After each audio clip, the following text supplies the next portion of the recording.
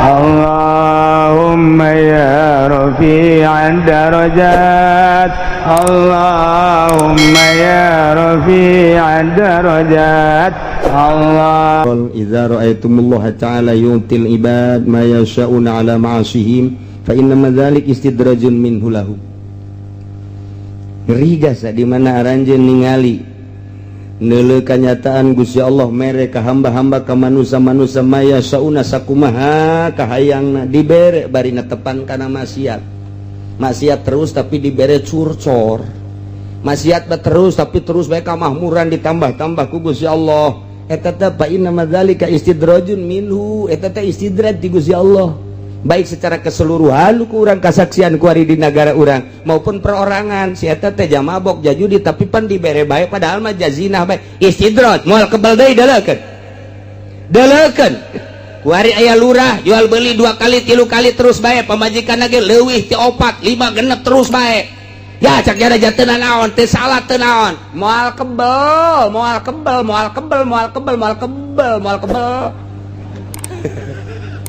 ya teu tinggal dideleukeun wae kasaksian ge ku urang. Emang mah istidraj ti Gusti Allah. Lainnya anak nu belah kamari ieu ge contoh geus loba jasa, contoh lurah nu ngaringkuk ku ari geus teu daya teu upaya jangan buadeg jasa ku ari eta moal kebel lain lurah bae kabeh jeung imam mamumna jeung mamumna moal kebel mun teu gegeran istighfar sia-sia ngade ngamakmum ka dinya di calo-calo moal kebel deleukeun geus rarangsadan calo nu ti heula ge ku ari boga teu boga sapeda kempes-kempes acan jaloba jasa. Kamari ieu mah mobilna nu mewah nu herang teh anu nyana, tuh bangunan anu agreng teh anu nyana ku ari anggeus lamun salah sing ada tah lamun salah.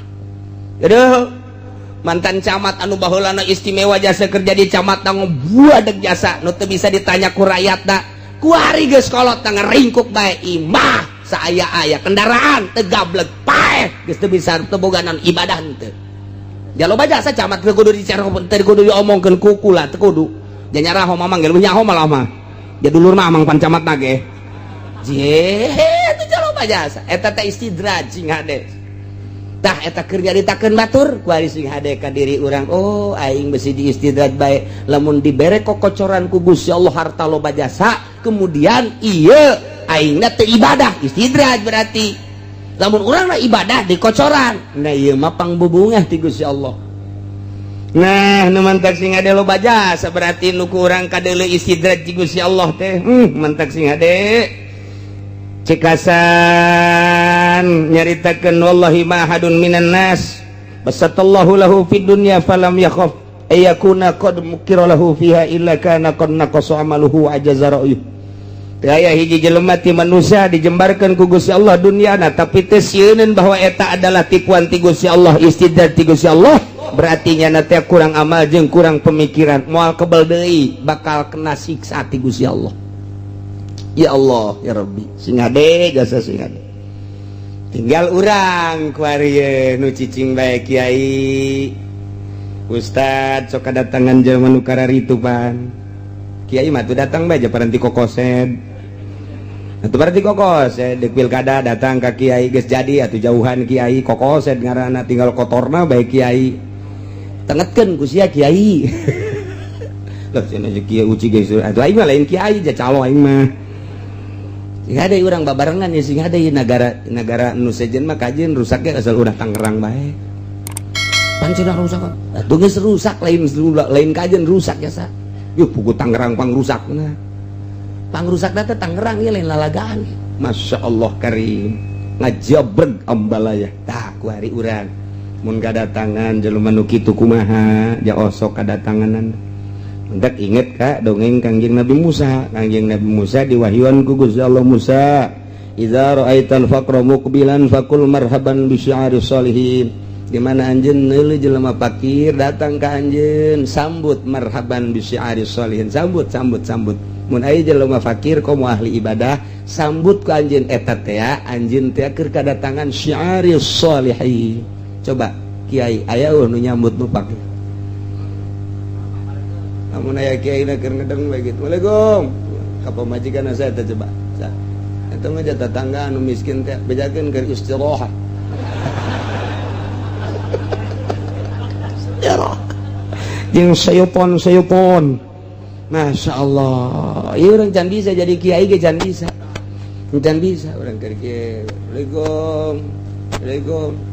Saya tak. Kita menini cenah. Ini nak. Ya bangun nama komplain tawang menta-menta. Bejakeun keur suare. Can bisa jadi kiai. Kita bisa nyambut. Waalaikumsalam. Ka anakna coba deuleu sa. Kaja eta mah cenah bangunna santri, geus kolot apa berak rada kolot. Kanyohan santri sa. Calanana panjang, sampingna ka luhur. Oh, Cianjur ya kajian kukumaha ge. Cianjur ya bae kajian kukumaha ge. Naik naon nih kadinya na? Bu kesangan, Bah. Tidak istirahat bae lagi. Ditegor sih aku Gusti Allah. Ditegor. Ja urang dititana ge kuduna marhaban bi syi'aris sholihin mun aya nu kos kitu. Masyaallah. Marhaban ya ahlallah, marhaban. Tangkep urang teman-teman ceget.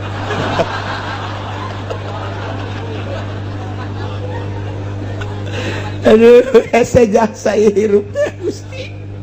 Sebab kiai mah keur didelekeun ku Allah, kiai mah. Sebab dibere ilmu titip aing ilmu ka sia kiai. Sia menang dapang menang nangkup di pondok pesantren 15 tahun gunakeun ku ari keur didelekeun mantak ulama Inggris jasa ge. Keur didelekeun sia ka mana hate sia coba ketika datang mantak kai mah kiai mah macem-macem nu datang teh ti mimiti nu waras datang ka nu edana ya. Aya kai mah kiai mah datang nu edan maju sakali nu datang rombongan nu edan. Masyaallah ieu kumaha menyikapina awas keur didelekeun ku Gusti Allah. Je mangkumaha eta teh utusan Allah. Dek dikumahakeun ieu tah eta datang ti mimiti nu susah kuduna mah marhaban sambut. Duh nu miskin mah datang cari gitu. Cai nginumna gelek. Oh kurang kene tambah. Sakanu pelayana santri geus eueuh deui cenah teh mah cai sumur.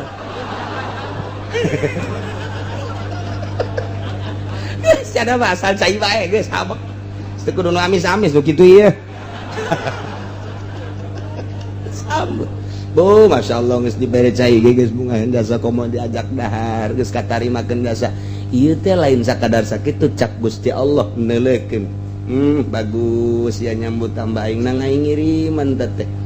Mantap ka Kangjeng Nabi Musa mah kos kitu marhaban bi syi'aris sholihin. Datang nu miskin teh kudu bunga, datang nu pakir kudu bunga. Di aku pangleuwih ngakuna nu pakir jeung nu miskin. Mantap lamun aya kiai ngahormat ka camat salah, ngahormat ka bupati salah. Naon? Sebab kiai mah keur magahan rakyat leutik. Ketika nyana berdampingan bangga jeung bupati cak bapak-bapana santri je ai nyana dihormat ai aing teu balik sia. Cak bapana balik ulah mondok di dinya. Kunaon atuh ai aing teu dihormat datang ka dinya. Pugunya na dikiaikeun ge ku aya anak-anak aing mondok di dinya. Nyana teu ngahormat ka aing, puna aing mah kesangan bae ka dieu pan, leumpang naik ojek. Betul, pada itu mah dihormat jasa aing teh ditanya-tanya acan. Balik ceng, pindah mondokna. Awas ya, nang sae teh nang Allah. Salah ngacak ke kiaina. Pugunya nama magahan ge rakyat leutik. Lip beja berbah ya bagan ceng. Ya eueuh coba anak camat nu mondok. Eueuh anak camat nu mondok, eueuh anak bupati nu atuh anak itu biasa bae atuh. Ja urang dikiaikeun so teh ku rakyat. Kunula leutik beja berba aba teh jaberta bata beja berba teh jaberta bata nim jaberta tama jalan mata sinjaresi ajuris mata sia.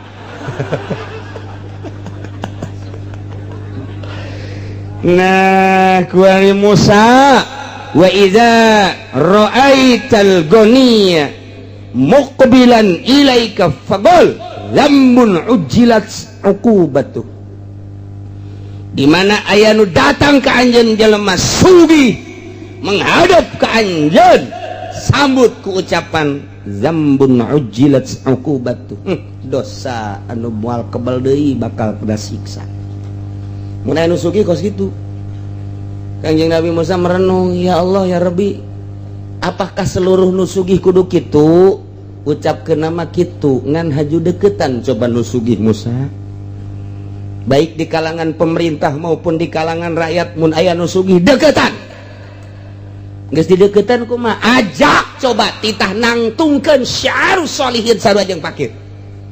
Lamun pakir danjerkeun agama ku syiarus sholihin ku pakirna, lamun nu sugih ajak titah nanjerkeun syiarus sholihin ku sugihna. Ajak deketan ku maneh. Geus dideketan dipentet titah meulikeun mobil, ulah eta nu salah teh kos kitu. Aya kunaon tuh? Ajak coba ngabangun masjid. Mun daekeun teruskeun babaturanana. Ajak coba ngabangun pondok pesantren. Mun daekeun terus babaturanana. Musa ajak coba ngabangun syiar-syiar agama aing. Majelis taklim mun daekeun terus. Mun jaga teu daekeun ulah dibaturan tah mah atuh. Berarti ngan pamer doang hartana. Tah eta di zaman Kangjeng Nabi Musa dibere wahyu model kos kitu.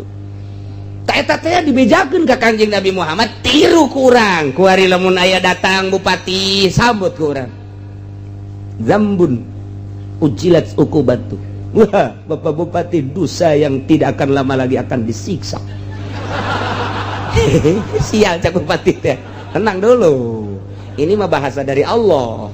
Ini bahasa dari Allah bukan dari saya. Saya hanya menyambung lidah. Balik aing cak jana. Keke heula ih. Terus kau balik masuk perwitan ih aku mah perawan. Deketan ke orang bupati coba ajak Pak ya. Di kampung saya lagi ngebangun masjid. Ukurannya sekitar 40 ke 40. Nah ini sekarang lagi dibangun mau ngecor baru 40%. Sekarang mau ngecor. Kalau Bapak berkenan untuk menyumbang, nah ini saya harapkan sumbangan dari Bapak. Mah Bupatina, dari uang saya nih. Deketan tak Bupati kos gitu. Deketan tak. Lamun cak Bupati nanti tunggu APBD dulu. Jauhan tak Bupati kos gitu. Jauhan tak. Mana kenang-kenangan Bupati di Tangerang ngabangun masjid, mana? Tinggal gitu baik. Mana kenang-kenangan Pak Bupati pribadi nu ngabangun masjid taklim, gitu baik. Mun nyana bagus deketan, mun nyana henteu jauhan. Lain cak sungut kula, cak sungut Allah. Kula mah ngabedakeun doa. Lain di Tangerang mah Serang. Lain di Serang mah Pandeglang. Ieu mah sakadarnya bae jang moal ieu. Ngaji eta urang ngaranna. Eta keur carita bupati, gubernur dan lain sebagainya. Ulah ti APBD ti dirina jasugih. Tah kuari pengusaha datang ka urang. Oh, nyaritakeun nya. Batu bara punya saya. Batu bantar punya saya juga. Waduh, geus paharanya sih buka batu bantar Serang meureun kadinya. Wah, bae nu nya kabeh. Wah, berarti pengusaha luar biasa. Saya beli alat beratnya langsung dari Jepang. Saya turunkan ke sana. Kerja semas saya dengan pemerintah dan gubernur di sana. Wah, luar biasa. Alhamdulillah. Yang ini yang di sana dikirim ke Australia, yang di sana dikirim ke Amerika, yang di sana dikirim tuh ke situ tuh ke Mau tuh untuk ke itu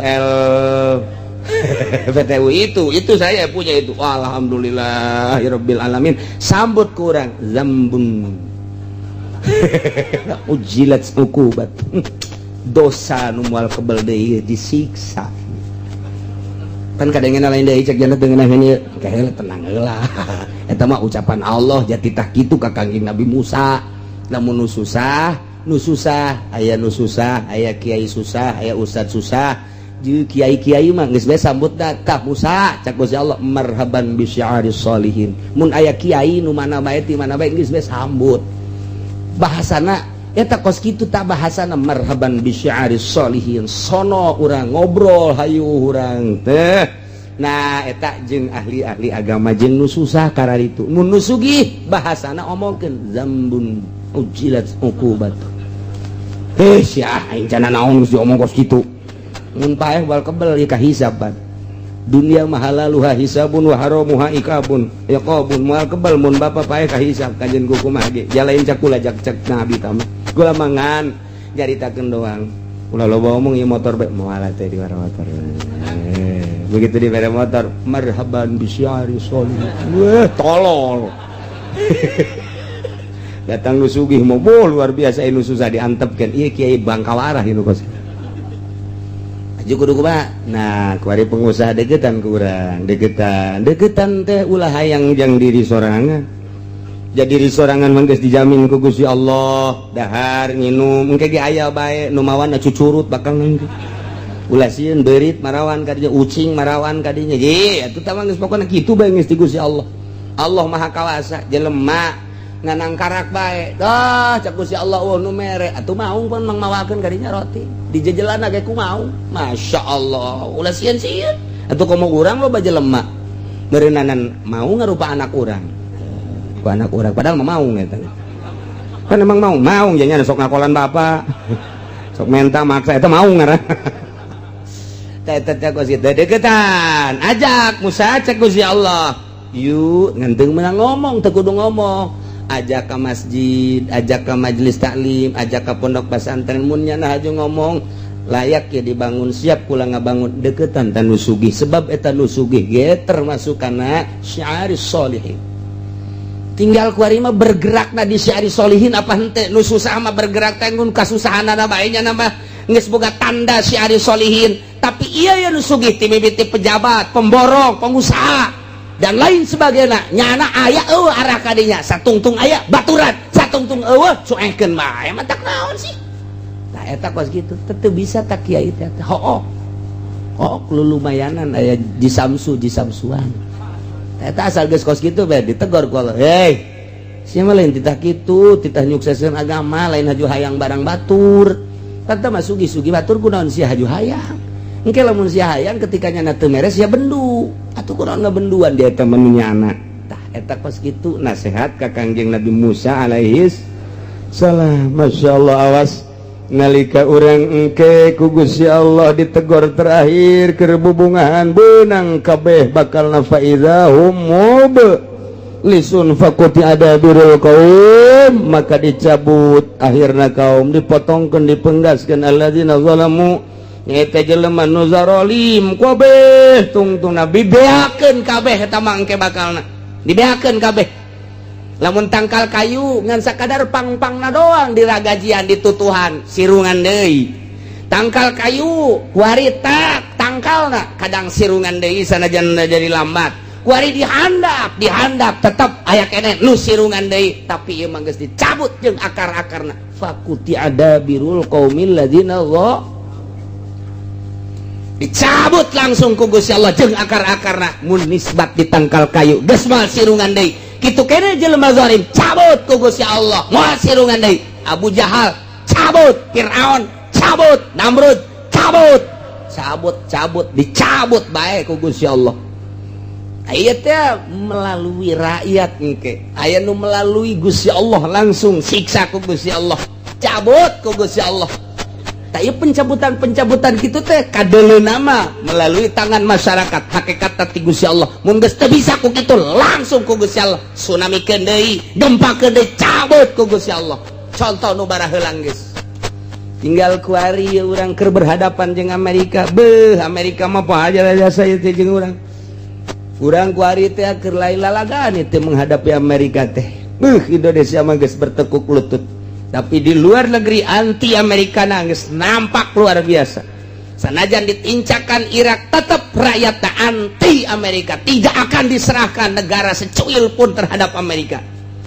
termasuk Libya sanajan geus diacak-acak ku Amerika cek rakyat Libya anti Amerika tidak akan kuserahkan secuil pun negara Libya terhadap Amerika nemendak dibom deui kedutaan Amerika na kurang Libya acak-acakan kuari aya pembuatan film Kangjeng Nabi Muhammad baheula mah Fajar Isa Demisi baheula mah kuari aya pembuatan film ieu Kangjeng Nabina nampak begitu nampak ternyata pelecehan dibom kedutaan Amerika di Libya satu suara Irak Iran wabeh ieu mah lamun diteruskeun kuari pemberitaanana bisa perang dunia perang agama ieu mah lain lalagaan kuari di Indonesia kuari geus 1-2 geus mengetahui ngan henteu dipublikeun bae lamun ieu dipublikeun hudang ujianana kiai-kiai ujianana mah titah santrina kiaina mangke bae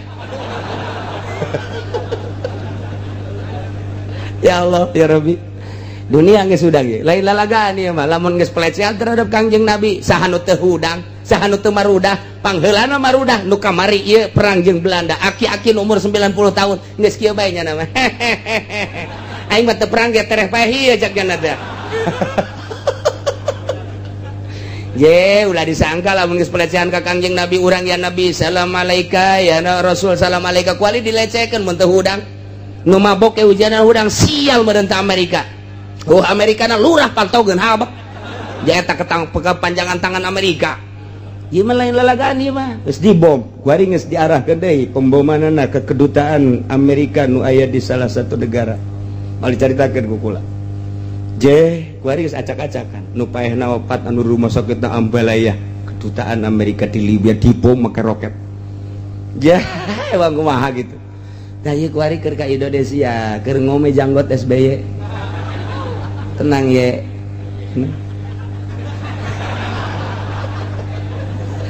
aduh ampun Masya Allah karim ayat ya numantak rahimallahu abdan tadabbar hadhil ayat Allah merewelas asih ka jelema anu mikir jeung inget-inget kana ieu ayat lantaran lamun kurang ditadabur dipikir urang bakal mengarah kana tobat loba maca istighfar ka Gusti Allah subhanahu wa ta'ala mun urang boga anak bejaan sing hadeceng gitu lantaran ieu keur fatahna alaihim abwaaba kulli syai besi ka dituna akhadnahum bagtatan sing hadeceng adapun urusan Allah ngan urang aya geus tobat matuh ngeunaheun bae sing hade kata tangga urang anu judi teh sing hade ja ieu mah geus teu bisa temempan ku sungut kiai geus temempan ku Gusti Allah ieu mah geus tinggal nyiksa we cak Gusti Allah sia ku utusan aing ulama-ulama temempan ku aing na bae geus temempan cak nya mah naon dek lupat ka mana sia ku aing digempakeun deui sia akhadnahum bagtatan naudzubillah min mantak geus bae lah batur mah teu ngadarengekeun urang bae nu ngadenge lobakeun urang istighfar ka Gusti Allah subhanahu wa ta'ala salurkeun fasilitas nu aya di urang pake syiar agama Allah subhanahu wa ta'ala nu dibere ilmu tanjirkeun melalui ilmu nu dibere tanaga tanjirkeun melalui tanaga nu dibere wawasan tanjirkeun agama melalui wawasan nu dibere wilayah tanjirkeun agama melalui wilayah anu dibere harta tanjirkeun agama melalui harta eta fasilitas pamere Allah jang ibadah ka Gusti Allah subhanahu wa ta'ala walhamdulillahi rabbil alamin sadaya puji tangtu ka Gusti Allah nu mangeranan alam kabeh hartina puji ka Gusti teh lantaran ditulunganna para rasul dirusakna para kafirin ku Gusti Allah setelah teu daya teu upaya salila urang berdaya urang kudu ngalaksanakeun daya jeung kekuatan urang kerahkeun daya jeung kekuatan urang untuk melawan musuh-musuh Allah ketika urang teu berdaya tetapi urang teh geus terjepit jasa doa ka Gusti Allah Allah maha uninga ke Allah anu nurunkeun adab langsung sakaligus kitu bae geus hese-hese kuari di Jakarta atuh pemilihan gubernur teh geus mulai kafir coba eta teh kumaha sagoreng-gorengna ai muslim pan rada deres pas bagus-bagus kafir pan musuh walan tardo angkal yahudu walan nasor hatta tattabi'a millatahum ngaran kafir mah musuh bae sajahat-jahat nak nu muslim lantaran eta mah maksiat ngaranna ta eta pan geus mulai diduet-duetkeun ku sekarang itu eta kakara hiji encan ka negara ka daerah-daerah nu saja geus jeung calon-calon lagi nu bararagus deui ieu mah tinggal fatahna alaihim abwaaba kulli syai kadituna akhadnahum bag naudzubillah min zalik geus teu daya teu upaya engke bakal aya bantuan Allah subhanahu wa ta'ala deuleu dina alam tara kaifa fa'ala rabbuka bi ashabil fil ashabul fil geus teu daya teu upaya nu ngajagaan Baitullah serahkeun kudu ngajagaan aja nu Gusti abdi mangan sakadar ngurusan abdi bae jeung ngurusan onta abdi atuh ai Baitullah mah nu Gusti mangga teges-teges tak kawasa teh ya turun pan burung ababil kitu bae urang mah tah ieu selalu kitu jeung kitu ngan teu meunang kitu bae memehna tetep kudu berupaya urang ngalawan sekuat tenaga ketika nyana aksi nyeun seserang-serangan atawa nyana aya aksi pelecehan-pelecehan seperti film dan lain sebagainya ya otomatis nu mentak urang kuari encan kukumaha di luar negeri mah geus pohara memehna tetep urang ngadoakeun ka ahli-ahli Allah Seagama orang nu aya di luar negeri, baik di Libya, di Irak, di Iran, gitu, di Saudi Arabia, Yaman dan lain sebagainya, Timur Tengah seagama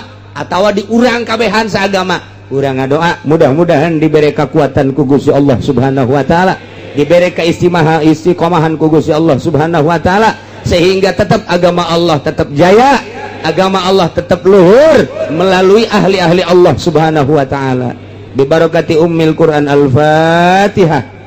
Bismillahirrahmanirrahim. Alhamdulillahirrahmanirrahim. Maliki yaumiddin. Iyyaka na'budu wa iyyaka nasta'in. Shiratal mustaqim. Shiratal ladzina an'amta 'alaihim ghairil maghdubi 'alaihim waladdallin. Nah ye aya instruksi ti Gusti Allah dalam rangka dakwah nak cek Gusti Allah Muhammad lah eta jelema-jelema nu diajakan ku aranjeun hajunya ngalelewe kana ajakan anjeun yane kana agama ngalelewe ngaheureuy nyana teh ngahina-hina nyana eta teh balieuran bae tinggalkeun heula untuk sementara. Kedua jelema anu katipu ku kahirupan dunia sehingga nyana teu beunta mata hatena teu neuleuh kana agama nu lurus ta eta ge balieuran heulanan geus rada tiis sugan asup wa dzakir bihi an tubsala nafsum bima kasabat laisa laha min dunillahi waliyyu wala syafi'.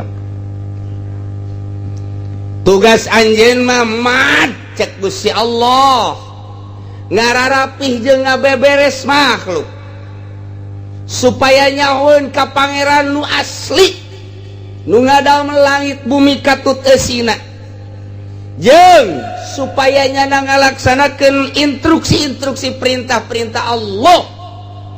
Coba lalaunan macak Gusti Allah balieuran heula tinggalkeun ke datangan deui ulah datang ka nyana terjerumus ka neraka ku sebab nyana can nyahoeun ka pangeran nu asli. Tugas anjeun teh dakwah supaya nganyahokeun manusia nyaho kana bener.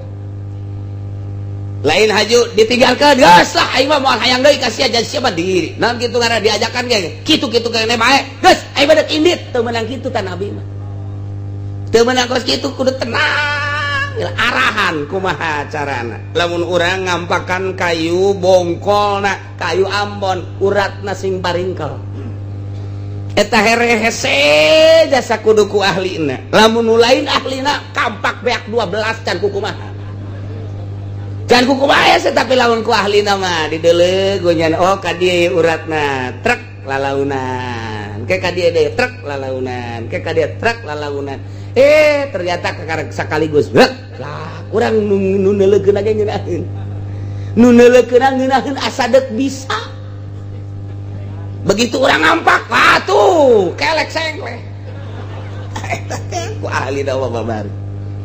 Ieu mah hese jasa ye kunyana ge geus dikitukeun hese geus dikitukeun hese ditangtungkeun kunya di beji. Moal nyahoon ka beji ku mah lain kampung beji mah. Beji kunyana trek. Wah, langsung dikampak. Engke belah sorangan. Ngabeji ge aya henteu nyaho uratna mah tetep bae hese bae. Ngabagal bae ngabagal. Tapi lamun nyaho uratna mah tek ngeunah. Awewe ge awewe eta sarua jeung bongkol Ambon. Hese teh awewe teh. Beuki berat mah leuwih berat awewe mah. Wah buagal we sesuai jasa. Tah, ieu teh kudu dibeji.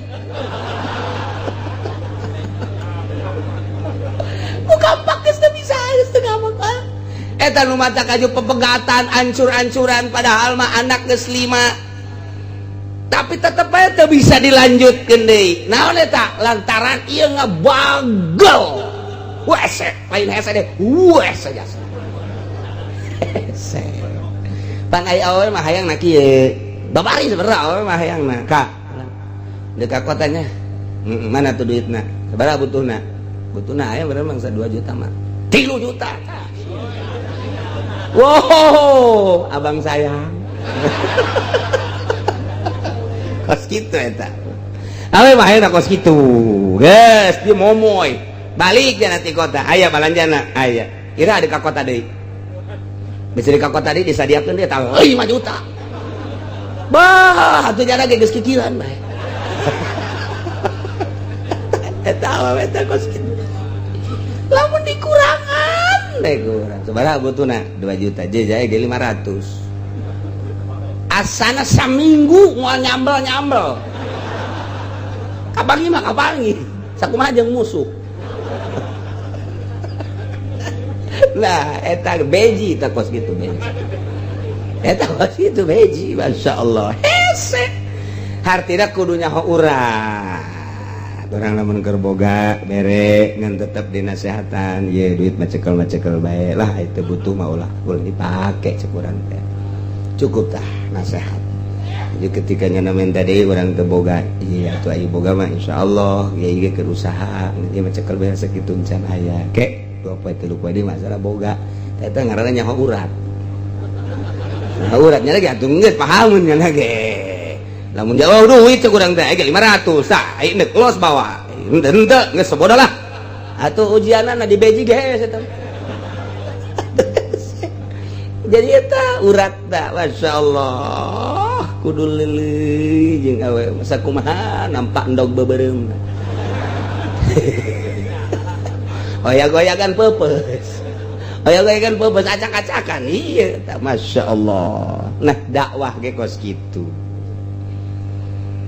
Bayangkeun coba Kangjeng Nabi Nuh alaihi salam umurna 900 tahun nyana dakwah datang ke 400 tahun kakarak diangkat jadi rasul.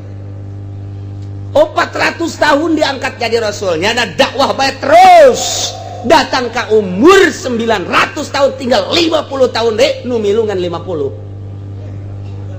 Coba cak Kangjeng Nabi Nuh eta lamun lain rasul geus ditinggalkeun ka mana meureun.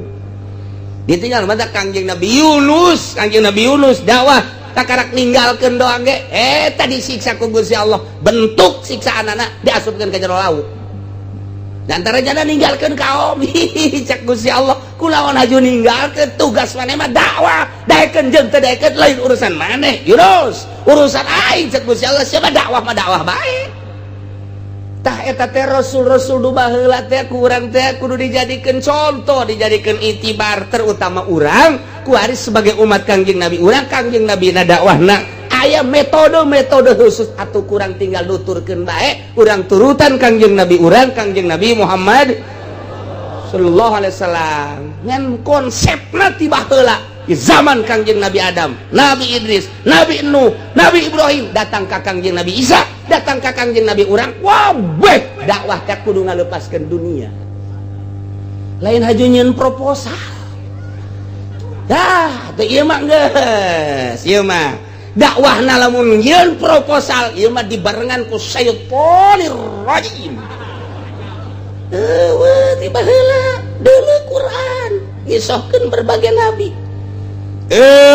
Nu acak-acakan dakwah lamun geus sayang dunia gas maluhur agama maluhur setiga-tiga can moal bae eueuh ti dituna dakwah nabi mana dakwah nu titah neangan dunia eueuh lepaskeun tina dunia urang lamun ngadengekeun lamun urang kayak dihareup bakal aya sejarah Kangjeng Nabi Ayub ngan jauh keneh bakal dihareupan mah urang Kangjeng Nabi Ibrahim Kangjeng Nabi Ayub mah jauh keneh asana bangsa aki-aki maka buru paeh ti heula rame jasa mangkani ya Allah Kangjeng Nabi ieu sakedeung deui mah Kangjeng Nabi Ibrahim Kangjeng Nabi Ayub emang kumaha coba dakwahna begitu dakwah terus nyana ngajakan nyana ibadah nyana ngadoa digoda ku setan terus bae nyana mah salat lah cak setan teh eta mah ibadah jeung dakwahna ge sakitu husuna ge nyana hayang dunia tama kos kitu ya Ayub mah jujung kelan salat dakwah ka unggal lembur tama neuk kumpul-kumpul dunia dibuktikan ku Gusti Allah dunianya na dibelem kabeh ku Gusti Allah teu boga sasiki-siki aja tetep Kangjeng Nabi Ayub dakwah Kangjeng Nabi Ayub salat goda deui ku setan tetep dakwah we geus teu boga naon Kanjeng Nabi Ayub geus eueuh siki-siki acan dakwah lah cak setan tama dakwahna ge tama hayang supaya anakna jeung keluargana rapi bareres tama sararehat tama tetep bae nya nama hayang keluarga dipaehan anakna ku Gusti Allah bueak kabeh dihareupeun nya kumaha tah harta geus eueuh anak geus eueuh pamajikan masih keneh aya opat dakwah terus Kanjeng Nabi Ayub teh dakwah salat ka kampung eueuh anu nuturkeun masyarakat lah cak setan teh mah dakwah ge hayang pamajikanana supaya raresepeun jeung dirina supaya sehat abeh kabantu-bantu dibere panyakit ku Gusti Allah ateu borok abeh sakujur awak bam harta geus eueuh nanaon teu boga setik-etik acan anak geus dibeakeun ku Gusti Allah awak lah geus dibeakeun ku Gusti Allah tapi tetep Kanjeng Nabi Ayub mengajakan bae dakwah terus satungtung masih kena bisa lempang Kanjeng Nabi Ayub dakwah terus bae salat terus bae kabelah dia nangis teu daya teu upaya karak pamajikanna ninggalkeun tinggal hiji deui Siti Rohmah tah dibawa ka sisi gunung Kaguha diamparan kudang daunan cak Kanjeng Nabi Ayub ulah diamparan kudang daunan masih kena dunia tama kos kitu mah ulah Kanjeng Nabi Ayub geusik nu aya bae geusik nu aya beres kieu Siti Rohmahna bolak-balik kadinya bolak-balik geus Siti Rohmah teh geus kacapean ngadoa ka Gusti Allah noel ka Kanjeng Nabi Ayub ka boh harta geus dibeakeun ku Gusti Allah anak geus dibeakeun pamajikan geus baralik tinggal kula doang awak geus euleut tulang geus kadeuleut atuh jaka ka Rasul jeung Nabi ngadoa bae atuh ka Gusti Allah supaya cager-cager awak kumaha teh Kanjeng Nabi Ayub indit sia rahmat ini tulah di Ayub masih keneh sia kos kitu hayang naon kitu boga awak bagus berarti teh lain dek dakwah kos kitu mah indit ulah ka dieu deui pokona tinggalkeun aing masyaallah saha nu kuat coba kos kitu saha nu kuat tah eta kos kitu Kanjeng Nabi Ayub teh aing mah hiji we Allah jangan teu jaritakeun coba siapkeun proposal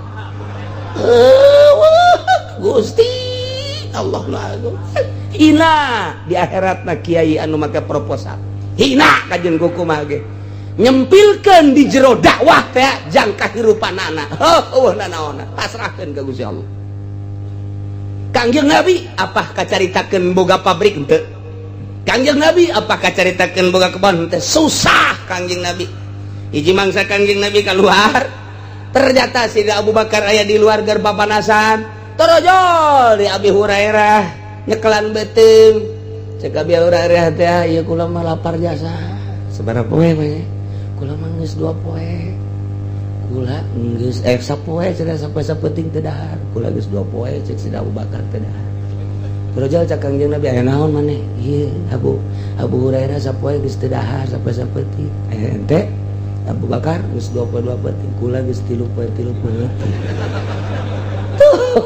Masyaallah dongeng teh dongeng kos kitu hayu urang siap bae dakwah perang panghareupna pedang pangsekeutna wah gimbir atuh hujanana musuh kuari mah kiai teh dongengna lain kos kitu lain ente ngajukeun nya geus turun jan kitu kan buat kan geus turun jan oh turun geus uti anu motong sial dasar tapi kuari keur nyieun deui kamari naon kamari mah fotona foto pondok kuari majelis eta keneh kan oh lah geus we hiji-hiji ke musuh batur los dongeng teh kos kari nyaho aing kabeungeut-beungeut nu kari itu nyaho jasa di Belaraja loba di Cisoka loba di Sepatan luangan dua brang geus pokona wah di Cikupa loba nu eueuh teh di Pasar Kemis henteu tah mah di Pasar Kemis beneran teu tinggalin dek maju kumaha agama puguh kiaina ge ieu di jerona teh sambil menyelam minum air beres teh dakwah kos kitu mah moal kena silih omongkeun kiai nu karitu suuzonna gede jasa Kiai partai, kiai anu selalu memohon ke pemerintah suuzon, gede jasa. Coba ge deuleu. Cak lain cakula cek Imam Ghazali deuleu ge di Ihya. Eta teh bakal suuzon gede jasa. Ka kiai-kiai anu kos itu teh ekstrim. Nyana teh ka kiai kos kitu teh pesimis. Nyana teh hate leutik mah mengakui ngan nyana embung ka tembong gorengna ngamongkeun kiai anu apik bakal. Lain cakula, kula mah nyampaikeun doang. Teu percaya? Deuleu ya. Buku hese cenah macana mebes ya. Sok ngomong-ngomong. Atuh bacaan ieu na sapotong-sapotong. Nu ngeunah-ngeunahna doang. Dah, ieu nabi teh kos karita ieu. Muhammad cek Gusti Allah balieran tinggalkeun deuleu ke situasina jeung kondisina. Nah, ulah ditinggalkeun justru maneh diutus ku kaula teh cek Gusti Allah jangan beberes. Mentak eta teh nabi teh ngangon makhluk, wali teh ngangon, kiai teh ngangon. Tah ieu ngangon-ngangon bebek, besi aya anu endek ka dieu ka sawah batu. Dikit. Besi aya anu ka belah dieu ka kece. Bebek tadi giring-giring pangitik lagi kudu dua. Bebekna lempeng nyana ngaboros.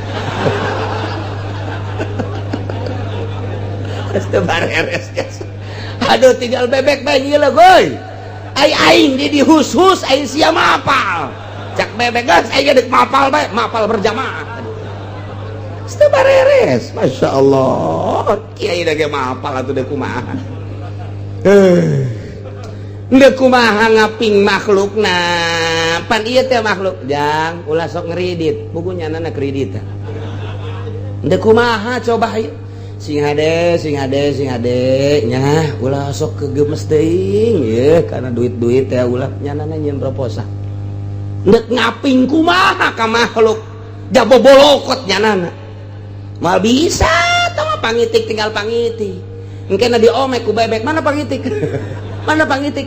Mana? Ayo aing pangitik ya. Mal beres lantaran nyanana bobolokot. Tuh mazhar wae jeung ditahan tahajud nyanana kerek bae. Diintip ku jelema sieun ditahan tahajud bae diintip bae. Teh hudang bae. Heh sia. Ka aing sia nita tahajud. Gitu. Bisa mah kerek bae. Jatuh mah nitah-nitah. Atuh bener mah bener ngan mal beres. Mal beres kajen gua kumaha. Coba kos kolot ulah-ulah nonton TV. Ya sia nonton TV bae ka anakna. Pugunya anak keur nonton TV kieu bae. Nonton TV bawa enak sakanak aja aing teh nyana ieu nu puyeng je abah tak kula ieu sia kunaon dia pan ka kula ti ulah nonton TV aya abah keur naon aing mah kolot wal beres jakeur ieu mah ketika jadi kiai teh paapik-apik pasono-sono parapih-rapih silih doakeun lain silih dedeskeun lain silih omongkeun baheula mah sebab naon dibeungkeut ku agama Islam ngaranna di jero Islam dibeungkeut ku tujuanna hiji ngagungkeun Gusti Allah. Silakeun dek di mana bae di pemerintah tah di organisasi tah di partai tah di tani tah di dagang teh hiji tujuanna dibeungkeut ku agama dibeungkeut ku tujuan Allah moal aya naon asas geus kaluar tina beungkeutan eta bae mal beres. Agama tinggal agama meungkeut tapi tujuanna geus lain. Sieu mah tujuanna hayang kedudukan, sieu mah tujuanna hayang dunia. Agama mah agama bae ngan beungkeutan kaduana nu hese. Mantap hese eta. Nah, Muhammad wa zakir bihi. Elingan ku anjeun ku Al-Qur'an pituturan supaya li alla tubsala nafsum bima kasabat supaya ulah terjerumus ka neraka ku sebab pagawean-pagawean manehanana laisa laha min dunillahi waliyyu wala syafi di mana geus terjerumus ka neraka lantaran didakwahan supaya percaya pangeran teh Allah endahan ka patung didakwahan supaya terus ngalaksanakeun perintah Allah endahan maksiat akibatna engke manahanana terjerumus ka neraka di neraka laisa min dunillahi waliyyu wala syafi eueuh nu bakal ngurusan nulungan eueuh nu bakal nyapaatan nu bakal ngaropea moal aya naraka nu Allah jang nyadiakeun jelema anu maksiat ka Gusti Allah nu musyrik ka Gusti Allah saha nu deuk nulungan jeung saha nu deuk ngaropea moal aya ulah datang ka kos kitu cak Gusti Allah bere pepeling make Al-Qur'anul Karim ulah datang ka terjelumus ting jarungkel ka neraka. Nanti kayak kiai ngadakwahan manusia teh aingnya nana pi neraka. Nggak kumaha tuh coba ngomong lagi mau bisa ngomong cau dong. Teu jelas cak masyarakat cau. Teu jelas. Tah mantak ngelempengkeun ka Gusti Allah, dilempengkeun ku parentah-parentah jeung larangan-na di dirina bobolokot ku panyakit-panyakit moal tegas. Agag-agagan ngomong teh sebab ngarasakeun dirina aduh isin ka sorangan tuh tapi lamun lempengnya na pangeran hiji Allah parentahanana salat puasa zakat haji laranganana ulah kredit ulah proposal ulah kos karitu bangsa haram nyana tegas daekeun jeung daekeun nurut jeung teu nurut lain urusan kiai urusan Gusti Allah ngan jelas kadengena ngeunah cara para wali-wali Allah subhanahu wa ta'ala mata kudu zahiron wa batin. Tah Muhammad elingan pituturan ku Al-Qur'anul Karim ulah datang kagak gejebur ku pagaweanana nyana ku gara-gara teu percaya ka aing cak Gusti Allah kita percaya ka aing sebagai pangeran endahan ka batu ka patung kita nuturkeun parentah-parentah ngalaksanakeun parentahan maksiat ieu bakal terjerumus luruskeun pituturan supaya ulah kitu dibada ke geus teu nurut engke ka neraka eueuh wali eueuh syafi eueuh nu bakal ngarope jeung eueuh bakal nulungan engke kaduhung di akhirat ketika nyana kokoseran deuk ditebus wa in ta'dil kulla adli andai kata awakan saha bae nu geus ngagejebur ka neraka deuk nebus ku berbagai tebusan-tebusan kul adli la yu'khad minha moal ditarima tebusanana ditebus teh ku dunya katut eusina moal bisa katebus eta teh bahasa kos kitu teh teu narima tebusan cek Gusti Allah ke jaga di akhirat di mana manehna cilaka ka neraka aing teu bakal narima tebusan sakira-kira ditebus ku dunya jeung eusina ge moal ditarima moal aya ieu nu nebus deuk saha pabrik eueun ono moal ditarima tebusanana dina hati aing teu narima kana tebusan titik neraka bae ulah datang kasing gejebur ka neraka luruskeun Muhammad zakir bihi hok pepelingan jelema teh ku Al-Qur'anul Karim. Nah ulaika alladzina ubsilu bima kasabu jelema-jelema eta nu teu narurut kana ajakan anjeun Muhammad titah mangeranan ka aing endahan ka batu ka patung titah narurut ka parentah aing ngalaksanakeun endahan maksiat mabok digedekeun zina korupsi maling jeung sajabana dengan kata somprana cek ahli tasawuf nuhankeun harta nuhankeun jabatan nuhankeun makhluk eta teh bahasa ahli tasawuf di mana-mana jelema karesepna lain ka Gusti Allah berarti ngabogaan pangeran nu kumanehna diresepan cek ahli tasawuf aya jelema resep jasa kana harta datang ka teh salat-salat acan dibahasakeunna mangeranan harta aya jelema resep jasa kana jabatan wani meuli sababaraha miliar oge nu penting aing diuk dukung ku sia berarti nyana mangeranana kana jabatan tah lamun aya jelema resep jasa ka makhluk ka jelema dibelaan ka jeung kumaha ge ngaranna nyana teh mencintai makhluk mangeranan ka makhluk aya karesep salian Allah ngaranna pangeran cek ahli tasawuf geus kuari dibahasakeun menuhankan dunia menuhankan tahta menuhankan jabatan menuhankan makhluk tah eta teh bakal kena akibatna di akhirat neraka jelema-jelema nu teu nurut ka ajakan anjeun Muhammad teu nurut ka parentah aing ulaika alladzina ubsilu bima kasabu jelema-jelema eta lanu bakal digejeburkeun ka neraka ku sebab pagaweannya na di neraka ke bakal kumaha lahum syarabum min hamim. Panas neraka teh dahaga ke bakal dibere cai jang nginum. Padahal manyana ge keur gugujubaran ku kucuprakan kekerbekan dina cai. Caina kumaha eta teh tiis tanya teh atawa panas teh sakumaha? Lahum syarabum min hamim.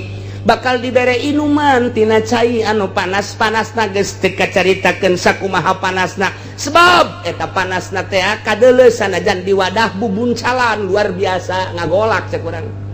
Teh bakal dibere dipaksa titah nginum cai nu meunang ngagolakeun di neraka. Inum ku sia. Ajur sainting-sainting. Kitulah para kafirin, kitulah para musyrikin, kitulah para munafikin bakalna ngagejebur ka neraka. Nu narakana ngagolakna luar biasa, titah nginum cai meunang ngagolakeun lagi ribuan tahun. Pokona mah geus bae acak-acakan usus-usus di jero teh boro-boro nu panasna ngabuncal di neraka model kos kitu. Cacak-cacak panas nu aya di urang ge mun diasupkeun langsung atuh acak-acakan komo ieu di neraka. Nailah wa azabun alim, siksa anu pohara jasa. Kunaon eta? Bima kanu yakfurun. Kailah ku sebab manehanana kalalupur waktu di dunia. Nah, kakupuran-kakupuran di dunia engke bakal diasupkeun ka neraka. Neraka teh jang jelema-jelema anu kalapir. Neraka teh jang jelema-jelema anu musyrik. Neraka teh jang jelema-jelema anu munafik. Neraka teh jang jelema-jelema anu maksiat. Ari kitu mah di dunia lah teu pernah maksiat aya ridho Allah. Neraka teh eueuseun sakumaha nu kamari caritakeun Ki Bahlul. Eta Ki Bahlul teh kuburanana di Baghdad. Ketika kula berangkat ke Baghdad aya kuburan di dinya Bahlul. Tadina masuk neuleuh di kitab bae Ki Bahlul horenganan aya kuburan aja ieu Bahlul teh. Bahlul teh sakurun jeung kitu Ki Abu Nawas. Sakurun jeung Ki Abu Nawas teh zaman Raja Harun Ar-Rasyid. Ditanya, jageus teh kapanggih Ki Bahlul.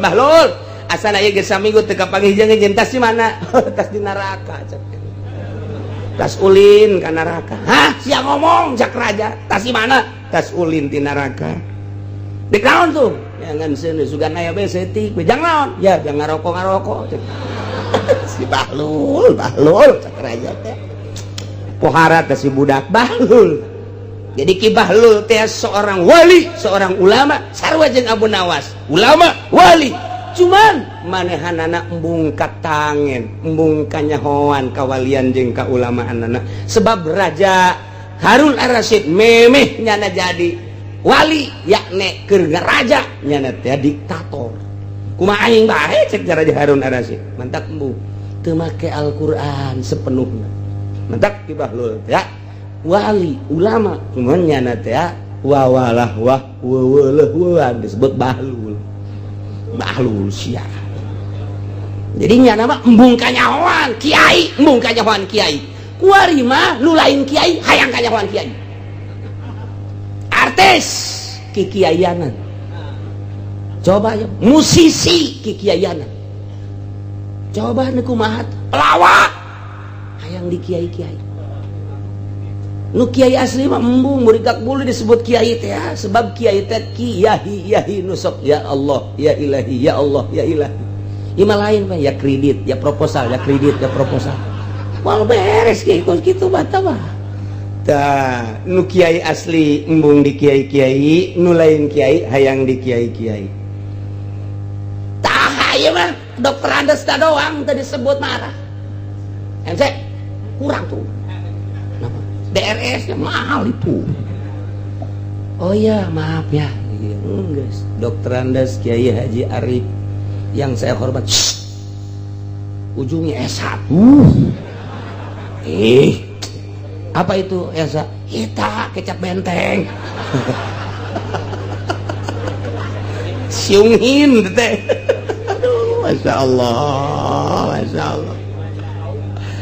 Ya Allah. Bahlul kumaha sia teh si mana teh si neraka nu bener teh saon tuh nengen seuneu manji eueuh kumaha sia teh bener kieu ulah barang datang ka penjaga neraka aya malaikat didinya ulah minta malaikat ulah ieu neraka mohon bisa kula neuleuh coba pangbukakeun aya kitu rek naon coba rek nyangan seuneu saeutik we yang naon cek malaikat lah perlu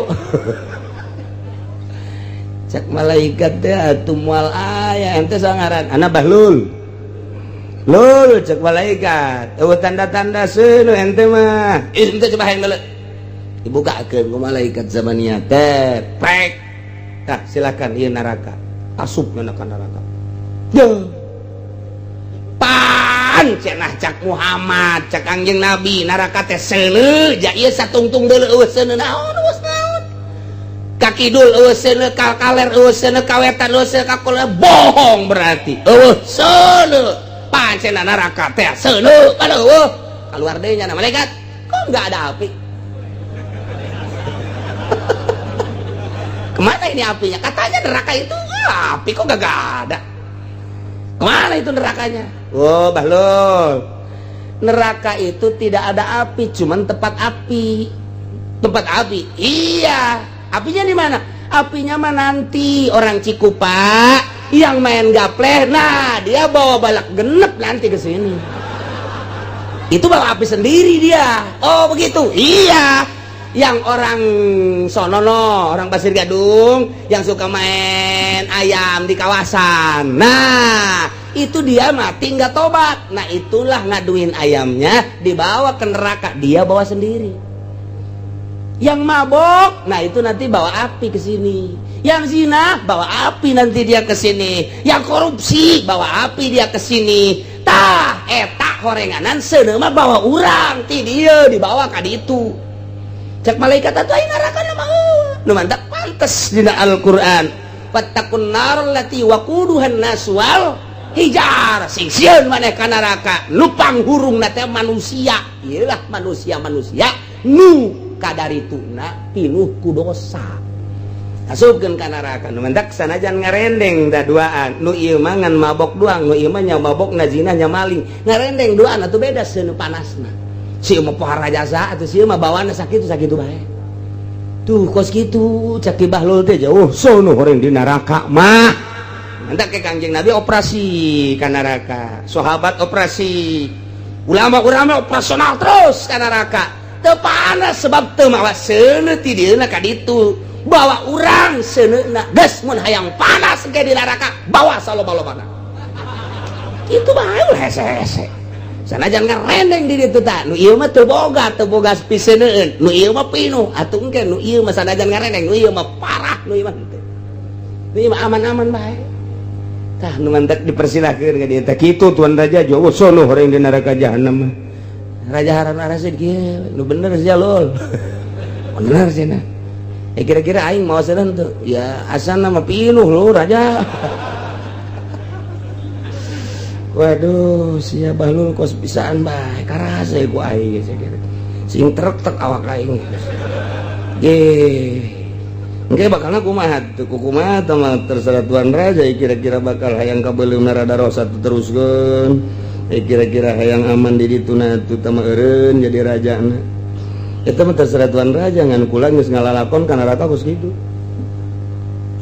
duh cek Bahlul cek tuan raja teh yang dikeureun bae atunya jadi rajana ya terserah tuan raja tambah kahiji eta geus beres encan masih kene kieu kene bae Raja Harun Ar-Rasyid mikiran bae nyana tuh ngeunaheun nya lamun jadi wali ngeunaheun jadi ulama mah di akhirat mah asana araraman dina neraka nyana guling gasar tah bareng tas ngobrol jeung Ki Bahlul teh bolak-balik ya, teu bisa hudang nyana salat kayak ngedeng deui nikmat meureun mun jadi wali mah ke di akhirat teu mamawa seuneu cakumaha nu ditakeun ku si Bahlul kieu sapoe dua poe saminggu nyana keur tenang-tenang kieu bae nyana teh di luhur singgasana raja kerajaan aya di luhur keur macul joket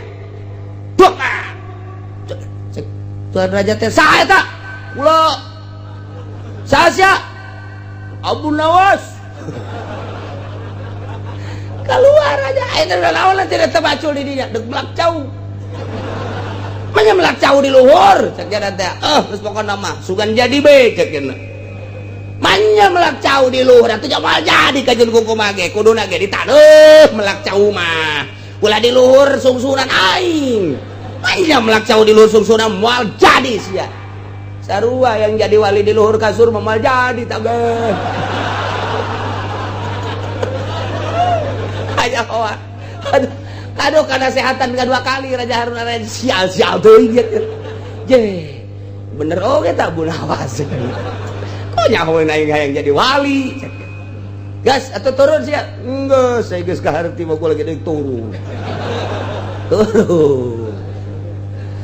tadi tuh mampir heula teu aram kalau mah kudu ka istana mung ke mah tempat Ki Golkar tempat di dieu ini Bu Nawas sakai tinggal raja baik 2 penasehat hiji Bahlul 2 Abu Nawas ceknya nih janu aredan kabeh tau panggil Bahlul tidak ka dia Bahlul coba tudaekeun kunaon cenah tudaekeun anak wallahu alam cek anu diutus coba tidak ka dia Bahlul tas Bahlul tidak ka dia jeung Abu Nawas aing hayang nanya anu sabenerna coba kumaha aing nyeri hati aing ya hiji bakal mamawaseun ya aing cak si Bahlul tah mah kadua melak cau di luhur sungsuna moal jadi hayang jadi wali di luhur kasur moal jadi cekeun coba aing ngobrol anu sabenerna coba cak ada dikatakan itu Kiai Bahlul ulah kiai aing mah lain kiai nu edan aing mah nu edan Bahlul tah kitu sia kita kali itu Tuan Raja rek naon sada rek nanya lamun dek nanya lain aing nu tita kadi itu raja nu ka dieu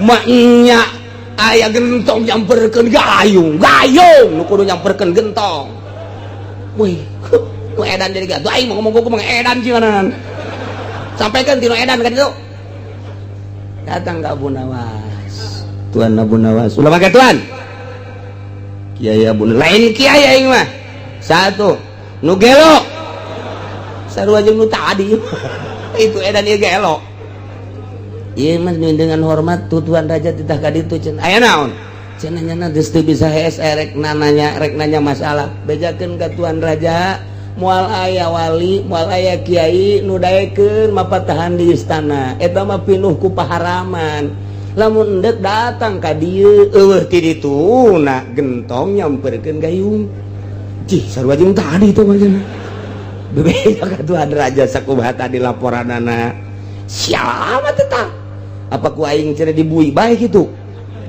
coba bui eta Abu Nawas bui beres tah budak dibui Abu Nawas jasukeun dilayat ku Raja Abu Nawas ulang ieu tah gara-gara sogol sia ka aing ku aing dibui jangan ngeunahanan dibuyan sakna nikmat dain libuyan makulat teh kudu usaha barang di dieu mah jadi bere dahar nikmat jasa urang meminta rada kebelan bae dibuyina sakena teh sial teh cak Tuan Raja sugan teh menyeri dibuy horeng ngeunaheun ayeuna mah kieu bae nu mantak dibuy ge lain sabuy-buyna aing mah nanya bae emang kumaha itu syaratna jadi wali syarat jadi wali mah heueuna naon hiji ulah sok hees di luhur kasur nomor kedua ulah sok hayang diraja-raja nomor katilu ulah sok make kendaraan bagus nomor kaopat ulah sok hayang bogana naon sakitu doang syaratna naon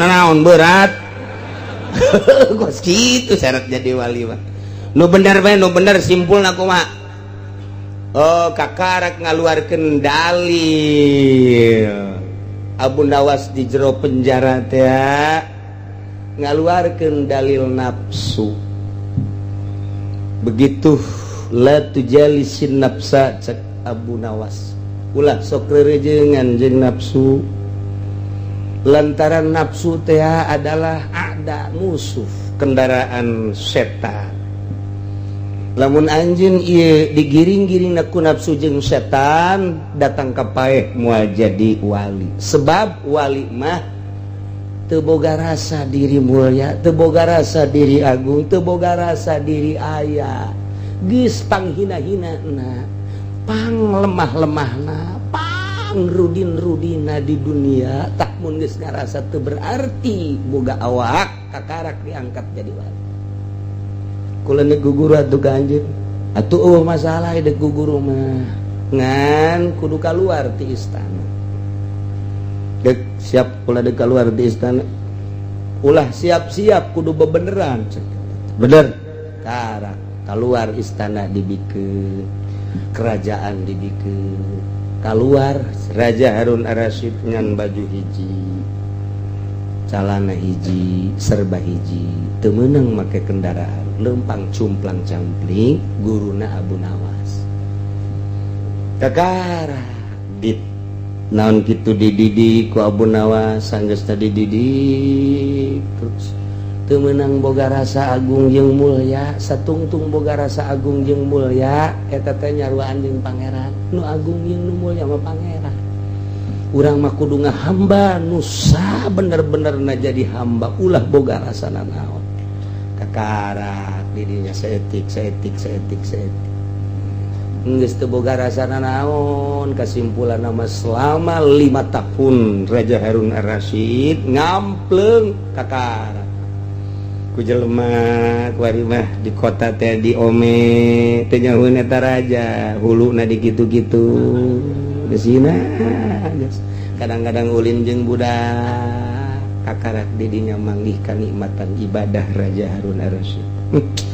Baheula aing di raja-raja di dunia, di akhirat mah bakalna disiksa. Kuari aing dihina-hina di dunia, di akhirat aing bakal jadi raja. Tuh kakaraknya nak bebeja deui ka Abu Nawas. Geus jahoun Abu Nawas ge. Makom demi makom geus dilaksanakeun. Cak Abu Nawas, wahai Raja Harun Ar-Rasyid, kuari kudu jadi raja deui. Ieu naonan raja deui, pimpin umat. Lamun umat tadi pimpin, ieu bahaya. Anjeun mah boga wewenang, anjeun mah boga wilayah, anjeun mah keturunan anak keturunan ti dituna keturunan ti sahabat. Nah, pimpin, dititah mimpin deui lantaran kuari mah yeuh geus moal hayang dunia. Kita jadi raja deui, dipaksa kudu raja-raja, jadi raja deui, jadi Harun Ar-Rasyid ngan geus jadi wali. Geus kuari mah rajana geus bener-bener dakwah, ngalempeng-lempeng umat, ngarapih-rapih umat supaya umat ulah sasar, diajak ke jalan tauhid, diajak ke Gusti Allah. Baheula mah aing jadi raja, hayang untung ti umat, kuari mah supaya umat hayang untung ti aing. Cek Raja Harun Ar-Rasyid lamun aing lamun sia nyararahon naon nu aya di aing hate aing teh na naon iwal ti hayang ngalempeng-lempeng sia ngalurus-lurus anjeun pahe para kaum pahe para umat deuk diajak ka Gusti Allah. Geus kuari mah ulah boga pikiran naon aing mimpin anjeun semata-mata deuk diajak ka Gusti Allah. Tamun geus kos kitu los jadi raja. Mun masih kana jadi raja Edo karena dunia boro-boro jadi raja nasional, jadi lurah, mal berak, mal becus, mal bener SPPT aya 2 geus kumaha tuh kaditu na tuh sertifikat aya 3 atuh diganda-gandakeun deui kumaha boro-boro jadi lurah jadi arat dia mal beres. Mal beres. Masya Allah tah kos kitu dididik, jadi kudu aya pendidik dek jadi wali teh. Atuh boro-boro jadi wali dek hayang bisa maca kitab ge kudu boga guru, hayang maca Quran ge kudu boga guru, hayang bisa maca ieu bae ge. Ini Budi ini. Eta kudu boga guru. Masya Allah. Tapi aya murid ngaleuwihan ti guru, kadang-kadang aya. Hasan Basri boga murid ngaranna Al-Habib Ajam. Dididik ku nyana cumplang campling sarua kabeh ge jadi wali mah kos kitu. Beres kawalianana geus kanyahoan, kuari muka pondok pesantren biasa. Geus di mana-mana jadi kiai, dakwahna lurus. Geus aya dina makom wali mah geus teu hayang kauntungan dunia, hiji bae ngalempeng-lempeng ngajak manusia. eta teh tadi teh tah naon kitu ngaranna ngangon wali teh didatangan ku Ki Hasan Basri guru. Assalamualaikum. Waalaikumsalam. Alhamdulillah. Cek muridna kadatangan ku mama bunga gunung sekitar ieu Baghdad ya Baghdad. Hasan Basri ti Baghdad Basrah. Gunung sekitar ieu laluhur tapi hati kuring leuwih bunga leuwih luhur kadatangan ku mama. Alhamdulillah. Didele ku mata zahir, didele ku mata batin ku Ki Hasan Basri berapih. Geus bener-bener lillah segala rupa namagahan ngajina lillah. Berjamaah na lillah kadatangan tamu na terus balillah diperhatikeun ku Ki Hasan Basri. Bagus. Datang ke pangkat kawalian anu optimal sempurna. Datanglah ka waktu dahar sore. Dahar roti aya segala aya macam-macam aya. Pas dek dahar aya tukang menta-menta. Assalamualaikum. Waalaikumsalam. Didele ku Habib muridna. Ampura guru. Kuna? Kek. Dicokotan tah naon-naon nu aya. Roti nu aya di dinya 3 geledek dibikeun ka tukang menta-menta. Aya lauk, daging ayam segala rupa dibikeun, aya sanguh dibikeun. Sedengkeun Ki Hasan Basri teh duaan deui mawa batur, jadi 3 di dinya. Pas rotina 3 dibikeun kabeh. Cara ricing di hareupeun meja kosong. Cak babaturanna teh cenah wali ieu murid mama. Kayak gitu. Munnya ge wali atuh meureunan kudu ngahormat ka urang. Bener gak ya baraman atuh lah dibikeun kabeh. Oh, ya mama ni lesang kieu. Ieu mah tinggal ngelapan bae. Jadi Hasan Basri nama cicing bae.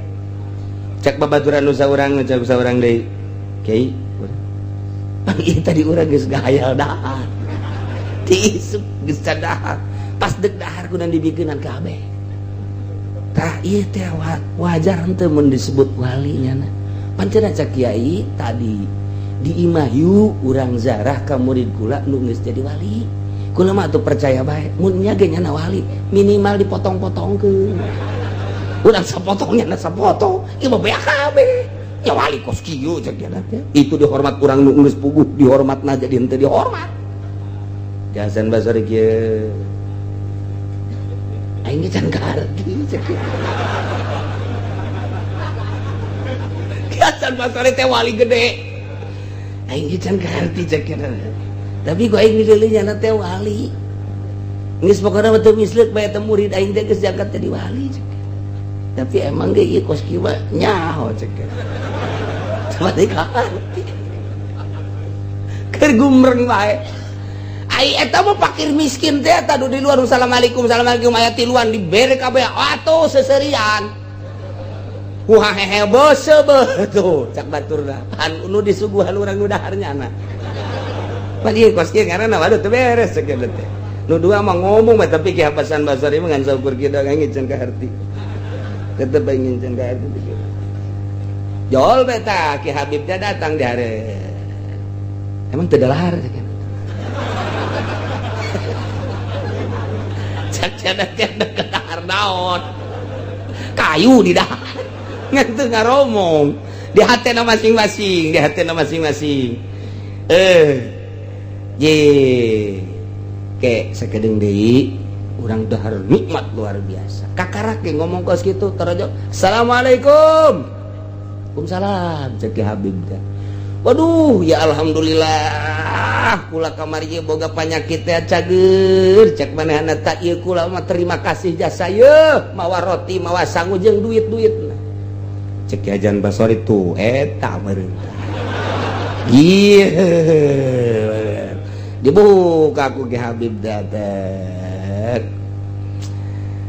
Sedangkan nu tadi teh keur diberean teh aya keneh nyaesa roti hiji deui dibikeun tadina 4 nu 3 dibikeun nu hiji henteu sebab nyana pan 3 pribumi saurang nu dibikin nu tilu nu pribumi mante hiji pancak anu saurang teh tangan hiji doang mengkurang di dahar ku tiluan kurang jadi geus lah urang daripada urang kurang dahar mending teu dahar kabehan kan gitu begitu datang eta teh tabu diumbrakeun di meja cek misa urang deh tadi mah bikin kabeh eta rotinya jadi loba jasa pan moal ka dahar eta tuh cek Ki Hasan Basori kaluhuran murid aing berarti nyana geus nyaho ieu nu mantak dibikin kabeh bakal aya gantina leuwih bagus tah eta teh murid leuwih luhur tibatan guru nama jadi walina setahap dengan seukur sakieu muridna mah geus pohara geus nyaho nyana nu mantak dibikin kabeh teh lain moal digantian di jalan bener geus ka ambe wah ieu menu geus aya di jalan ieu menu ieu eta mantak kieu Hasan Basori beres dahar nyana terus bebeja ka muridna be ieu mama di mama ku anjeun di guruan ku anjeun tapi mama ayeuna deuk nanya ka anjeun ieu mah nu mantak kaju ngaluhuran ti mama datang ka nyaho di jalan ieu geus kaambe ku anjeun teh ieu rahasiana naon sakali ditanya dua kali teu daek ngajawab demi Allah make wallah wali mun geus make wallah geus bae teu daya teu upaya kulantaran mama make sumpah kula bisa ngaluhuran mama kula mah ieu eueuh sama sakali cinta dunia jadi kula mah sama sakali jang dahar ge geus teu hayang-hayang acan ai mama mah memang geus cinta teu cinta kana dunia ngan kadang-kadang mikiran jang dahar keluarga aya mama mah kos kitu saeutik kula mah geus teu saeutik ketika acan geus eueuh we pokona mah dinolkeun urusan dahar mah eueuh sabakatul hibal-hibal acan ti dijana jadi kuari kula ngaluhuran mama tah jadi dunia ngahalangan karena pangkat urang satungtung urang ngejar dunia satungtung urang cinta dunia kajenting elmuna saadag-adag moal diangkat di hiji makom di hiji hal diangkat jadi wali moal jelema diangkat jadi wali teh geus resep kana dunia satungtung resep kana dunia nah ieu moal diangkat jadi wali ieu keur kabladieuna makin cinta karena dunia makin jauh jeung Gusti Allah cinta jasa karena dunia jauh jasa jeung Gusti Allah datang ke resep jasa teh nyaho nu halal nu haram ya ieu bagus jauh lagi jauh lah deui datang ka ku gara-gara cinta dunia pangeranana ge nu asli Allah nu nyiptakeun langit bumi katut geusina nu ngahirupan nyana anu nyaetkeun nyana endahan teu disembah nyembah ka patung nyembah ka batu naudzubillah min zalik yalah lahum syarabun min hamimin wa adzabun alim bima kanu yakfurun ku sebab kufur di alam dunia nah siksa kejadian mantap urang mah kuari alhamdulillahirabbil alamin urang mah iman ka Gusti Allah iman ka Kangjeng Rasulullah Muhammad sallallahu alaihi wasallam tinggal urang ngalaksanakeun perintahanana hayu urang lalaunan mantepkeun jauhan larangan-laranganana nu sok daek ngaji mah rada deres tapi nu jauh ti pengajian usum natalan milu ku ari natalan usum tahun baruan milu tahun baruan lamun ngan sakadar lu natalan jeung tahun baruan dan Kristen doang moal macet jalan nu ngamacetkeun jalan anak-anak Ki Haji termasuk Ki Haji tanya lagi milu tahun baruan milu kitu natalan Masya Allah padahal mun urang nyaritakeun natalan teh ngan sakadar itu penyelewengan tamang deuk ngagejeburkeun urang ti ditu Natal di mana tama ayana di zaman Paus tama perintah ti Kangjeng Nabi Isa teu aya Natalan teh mengenang kelahiran Isa teu dititah jeung teu aya tama ti ditu Natalan kudu dikitu-kitu andai kata endeup mengenang kelahiran Isa Al-Masih teu kudu make rumbe-rumbe teu kudu jeung Natalanana teh moal jauh ti Islam pasti ngagungkeun ka Kangjeng Nabi Isa pasti tahlilan pasti macam-macam Taurat atau Injil nu asli kan geus Injil nu asli nu kuari mah eta mah geus tahrif kabeh oge urang kuari katipu nyana Natalan milu rame nyana tahun baruan urang milu macet Jakarta macet Puncak macet Cianjur macet Sukabumi macet ieu pan lamun Kristen doang mah moal macet berarti budayanya anak iya geus merambah ka urang. Naudzubillah min zalik wa min zalik. Nah iyalah kudu dipikirkeun ku urang nu geus bebeja ka kula kuari nu geus bebeja ka kula yeuh anu leungit pamajikanana nu geus 3 poe, nu leungit anakna nu saminggu, anu geus leungit pamajikanana ieu mah nu leungit anak mah geus loba jasa tamat, nu leungit pamajikanana ieu sekitar urang, sekitar Balaraja, sekitar Cigaraksa, Cikupa, Pasar Kemis, Kemeta, kecamatan-kecamatan Tangerang Barat lah ieu nu geus leungit pamajikanana beneran lain lalagaan. Ndek ka mana ieu teh pasti untuk tahun baruan. Geus diboking nya meureun ku Korea ku bule. Ya Allah, ku lagi milu prihatin. Ditanya kula salakina aya nu boga anak sabaraha, nu boga anak 2, anu boga anak 3, anu geus boga anak, aya nu geus lila cenah berumah tangga ngan teu boga-boga anak. Lah leungit coba ieu. Ke gira-ge beres tahun baru maruncul deui. Periksa coba papalangkakan anak gua. Coba ngagedean tang teh coba ieu. Masyaallah. Baheula mah urang ngadenge tahun baru, ngadenge Natalan teh di kota ku ari maka urang. Ieu kakara kos kikieu kok tahun berikutna, tahun berikutna sesuai jeung Kangjeng Nabi mamin zamani illa badu sarrun beki goreng beki cilaka. Urang mah ku ari geus karolot masih keneh bisa menikmati ayat-ayat wallahu alam kahareupna. Zaman anak jeung incu urang masyaallah geus hararese lain lalagaan ieu mah. Zaman urang baheula keur leutik TV ngan saukur make aki. Eueuh aki geus hese teu bisa nonton TV. Kabelah dieuna geus make eta naon gara colokan. Kuari wa TV di bawa. Geus make 3G, geus make BlackBerry. Kuari geus aya sistem anyar deui. Wah, geus sagala rupa canggih kuari mah. Geus kadugalan kagorengan dibawa terus setiap saat ke kamar mandi, di jalan, di mobil dan lain sebagainya. Mopo ka Gusti Allah. Ieu keur carita zaman urang aya keneh urang isuk pageto anak jeung incu urang mun eueuh kiai nu teger engke deuk kumaha. Kiai geus balalangkrut kabeh kos kitu kabeh. Ku Gusti Allah geus dinonaktifkan Gusti Allah. Jasa sarua kiai jeung lain kiai batur geridit nyana leuwih hebat geriditna, batur nyen proposalna hiji nyana mah 5. Berarti cinta duniana luar biasa nu neuk ngelempeng-lempeng jeung nasehatan anak incu urang. Coba naudzubillah min zalik wa min zalik. Sementara eta budaya-budaya Kristen, budaya-budaya Yahudi geus merajalela luar biasa. Isuk pageto pembangunan di dieu perumahan luar biasa. Nu geus bae ku urang deuleu Sumarekon, deuleu BSD, deuleu perumahan-perumahan gitu. Geus teu menyatu jeung agama, api lain imah ieu jeung imah ieu teu wau. Hirup geus masing-masing. Al-Qur'an ngan sakada jadi koleksi di luhur lamari doang, dibaca teu pernah. Komo dilaksanakeunna mah. Nggak kumaha sekeliling urang ya perumahan lain ulah mun urang ningali motivasinya sangat bagus tapi kandas agama. Pemerintah geus teu bisa dipercaya ku urang, teu bisa dipercaya di bidang agama. Nah, deuk mana aja pemerintah ge ancul-anculan kos gitu atuh. Pemerintah geus acak-acakan, MUI geus acak-acakan. Kuari geus kanyahoan aya sababaraha perusahaan anu make barang haram. MUI make label halal halal kene. Geus sabaraha coba. Tapi kok teu dilaksanakeun. Di samping eta deui aya nu lain perusahaan-perusahaan gede, perusahaan-perusahaan semacam perusahaan baso, semacam perusahaan-perusahaan ukos kara itu ieu teh aya campuran-campuran barang haram. Ketika didatangan mah kadinya nyana nyaritakeun halal padahal make barang-barang anu haram. Ieu teh geus lain lalagahan di urang.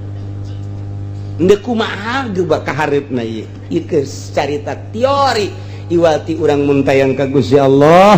Gusti, mudah-mudahan anak incu urang disalametkeun ku Gusti.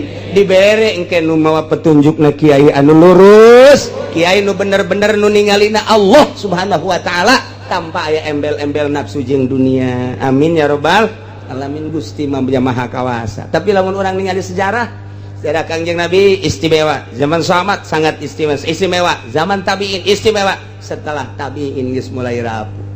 Ya, 500 tahun Hijriah bangkit deui zaman Raden Patah. Tidinya teu kebel kurang ti sahabat. Ti harita can pernah bangkit deui datang ka kuari. 1400 can bangkit deui. Kakarak endeu kamari lamun nyaho sejarah kamari tinggal salengkaheun deui. ketika Saddam Hussein jeung Osama bin Laden berjuang tinggal salengkaheun deui runtuh Kristen jeung Yahudi, tetapi Allah encan menghendaki bunuh Saddam, bunuh itu Osama bin Laden, kuari bangkit deui. Encan kamari teh lamun sangat mengamati perjalanan Osama bin Laden jeung Saddam Hussein, dua manusia eta ngejungkel Kristen, ngejungkel Yahudi. Di urang teh kurang lantaran informasi nanti ditu teh dikaburkeun teu meunang urang mencintai itu, teu meunang urang teh terus mengikuti, teu meunang lantaran urang bertekuk lutut ke Amerika. Nah kuari geus encan kuari keur wujudna raramena kuari teh urang mah teu paham ieu teh perseteruan antara Palestina jeung Israel, teu paham Syria, teu paham Mesir, teu paham. Nu paham teh ngan saukur kikituan nama horeng di jero nama keur main anu dahsyat luar biasa. Mentak geus urang kuari mah ngadoa bae andai kata Gusti eta memperjuangkeun agama kitu bae nyuhunkeun dipuntayangan ku Gusti, nyuhunkeun dibere kakuatan ku Gusti iwal ti kitu. Lamun di jerona lain kenakalan agama maknya orok di berondong drat naon salahna, maknya ibu-ibu di berondong drat naon salahna, naon kasalahanana. Di Irak maknya atuh perang kos kitu ded masyarakat kabeh ini agama lantaran boga sejarah moal kaluar ti 10 negara sejarah Islam dunia moal kaluar ti 10 begitu diamati teh. Satu Syria, nomor kedua Mesir, nomor ketiga Baghdad Irak, nomor keempat Iran, nomor kelima Turki, nomor kagenepna Yordan, nomor ketujuh Yaman, nomor ke-8 kitu Palestina, ke-9 Israel, terakhir ieu Mekah jeung Madinah. 10 negara. Tiangan coba ge ditafsir hanya 10 negara. Urang carita Kangjeng Nabi Adam di ditu, carita Kangjeng Nabi Idris daerah ditu, carita Kangjeng Nabi Nuh di ditu, carita Kangjeng Nabi Ibrahim di ditu. Oh, kacaritakeun sugan aya hiji nabi lahir di Cangkareng, aya lain nu kamari mah. Cangkareng. Aya mah isin ngadengeun nabi lahir di Cangkareng. Masya Allah, Masya Allah. Aya berak ngaranna teh ya Allah, teu pantes jasa. Tugimin. Ingat ka MZ pisan da MZ. Urang ka Kangjeng Nabi Muhammad mangeunahkeun jasa. Ya Habibi ya Muhammad nikmat cek. MZ ya mengenang MZ. Coba nu eta. Ya Habibi ya Tugimin. Aya beta MZ. Sakitu nama Masya Allah. Nah, mal keluar ti dinya teh sejarah. Urang mun nyaritakeun Kangjeng Nabi Ibrahim, Syria berarti Syam. Urang nyaritakeun Kangjeng Nabi Nuh, Turki berarti. Urang nyaritakeun Kangjeng Nabi Ayub, Baghdad berarti. Urang nyaritakeun Kangjeng Nabi kitu Yunus, Nenawi, sarua Baghdad. Kuburan-kuburanna masih araya kene, aya kene. Nu mantak kuari lamun urang ka Baghdad moal mah 10 poe zarah aya beberapa nabi. Urang ka Syria aya sababaraha nabi, ka Turki ka ditu ka Yordan. Encan kuburan-kuburan para sahabat. Masya Allah moal kaluar ti negara eta. Nyaritakeun urang berbagai tafsir, nyaritakeun Kangjeng Nabi Nuh eta caah di mana, gunung judina di mana. Geus araraya kabeh di negara itu kabeh turunan. Urang mah ka dieu zaman harita mah encan aya Cikupa, encan aya Pasir Gadung, encan aya lah anyar tah kos gitu. Tetapi lamun kurang diamati Indonesia nu anyar tahun 500 kakarak bedah Indonesia zaman Wali Sanga, tapi kuari termasuk negara terbesar Islam. Alhamdulillahirabbil alamin. Ieu pohara Indonesia teh pohara Islam nu pang loba-lobaan. Cuman kuari mun ngukur kualitas Masya Allah ngan tetep bae urang mah mun tayang jaaya baheula pejuangna para wali Allah janyana mah pan teu maot. Mantak begitu Muhammadiyah ngaharamkeun ziarah bangkit bangsa Indonesia ka orok-orok hayang jarah. Menang saha eta mun lain menang Allah moal bisa. Wah beh zararah, penting mah zarah beh salat gitu. Timbal pagede-gede oh masalah. Ya Allah ya Rabbi, laylah lalakon dakwahna Kangjeng Nabi make metode anu rapih langsung ti Gusti Allah. Ketika itu teu beres ini kegeus tiis datang deui rapihan manusia sangkan ulah ka neraka. Itulah konsep dakwah teh. Bebener jelema teh tuduhkeun jalan anu lurus. Ieu meunang ieu henteu bejakeun. Ieu wajib, ieu sunah bejakeun. Ieu makruh, ieu mubah bejakeun. Ulah eureun-eureun tanpa aya embel-embel muatan selain daripada dakwah. Mudah-mudahan urang kabehan dibere kuat.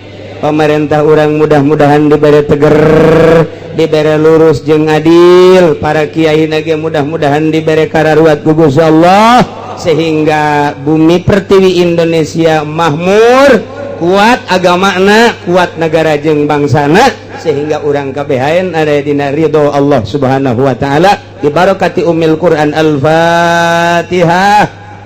Bismillahirrahmanirrahim. Alhamdulillahirabbil alamin. Arrahmanirrahim. Maliki yaumiddin. Iyyaka na'budu wa iyyaka nasta'in. Ihdinas siratal mustaqim. Siratal ladzina an'amta 'alaihim ghairil maghdubi 'alaihim waladdallin. Allahumma shalli wa sallim ala sayyidina Muhammadin fil awwalin wal akhirin wa barik wa sallim wa radiyallahu ta'ala an sadatina ashabi sayyidina Rasulillah ajma'in. Min ya Allah ya rabbal alamin. Allahumma hdina siratal mustaqim. Allahumma hdina siratal mustaqim. Allahumma hdina siratal mustaqim. Siratal ladzina an'amta 'alaihim minan nabiyyin wasiddiqin wasyuhada'i wassalihin. Wa hasuna ulaika rafiqa dzalikal fadlu minallahi wa kafa billahi alima. Wa salli wa sallim ala jamil anbiya'i wal mursalin. Alhamdulillah.